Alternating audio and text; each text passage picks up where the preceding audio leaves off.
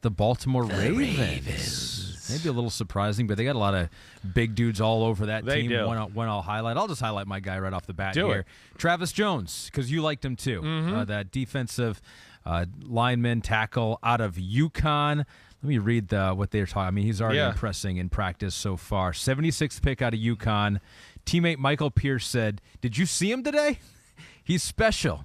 They don't make too many like him. He can move." And so he's already impressing in training camp, which not a surprise to you because you loved him in the draft. That was one of the shockers of the draft. I was like, did he lose a leg somewhere between the season and the draft, or is there an arm missing? Even if he did, he'd probably still be a third rounder in your mind. I mean, I couldn't believe that he was still on the board there. And then you just go, of course he ends up in Baltimore. He's big, he's freak, he's physical. Oh, he ended up in Baltimore. Shocker.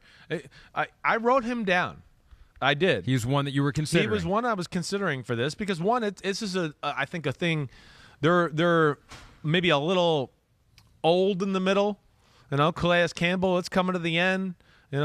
Justin Matabuke from Texas A&M, he's a little bit undersized for them. He's a good player. Michael Pierce, is a big run game stuffer and all that. Jones can be that kind of do everything type of football player. So I'm glad you picked him, and I'm hoping he can show up for sure. I'm going to go with Rashod Bateman, though. I'm going with low-hanging fruit here. No, that's not low, but that's good. I know. The Ravens are a Super Bowl contender, in my opinion. They are. We can't forget how ravaged they were by injuries last year on both sides of the ball. They're one of those teams where you start to look at them and break them down again, and you start to go, whoa, they're kind of good. They got a lot of good players. They need – not that they need superstar receivers. They just need you need somebody who's going to be that guy at least that is the go-to guy, that can be, hey, it's 3rd and 12, and I can't always throw to the tight ends over the middle.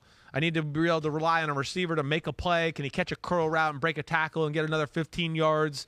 And that to me, they lack the – marquee go-to wide receiver on their roster. I expect it to be him. Of course, they liked him and drafting him in the first round. I had my questions about him coming out. I wasn't sure. He's one of those guys that I was a little bit like, I don't think he was worth the first-round pick. I know he was good. So I just want to watch that. And, of course, it being a big year for Lamar Jackson and everybody else there. So I'm going to be watching him. James Prochet, right, was a 6th-round pick in 2020 out of SMU. Greatness Calls says he's watching him because he says that he has been Rashod Bateman's best friend as far as Prochet there. Ravens have put him in front of the mic and on social media more. He could be our Hunter Renfrow. So he's thinking wide receiver as well. Yeah. I'm sure he's got his eyes on Bateman, but maybe Prochet too. No, and I think he says it right. He could be that kind of slot jitterbug guy that, works linebackers, works the nickel back underneath. They have a Devin Duvernay who we know is, got some explosive ability too.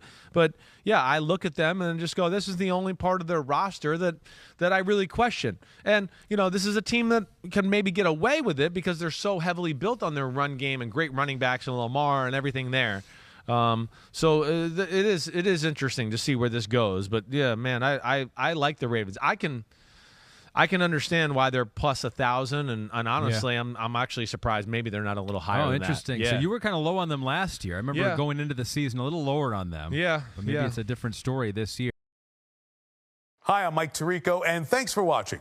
Make sure to hit subscribe for the latest news and highlights from NBC Sports.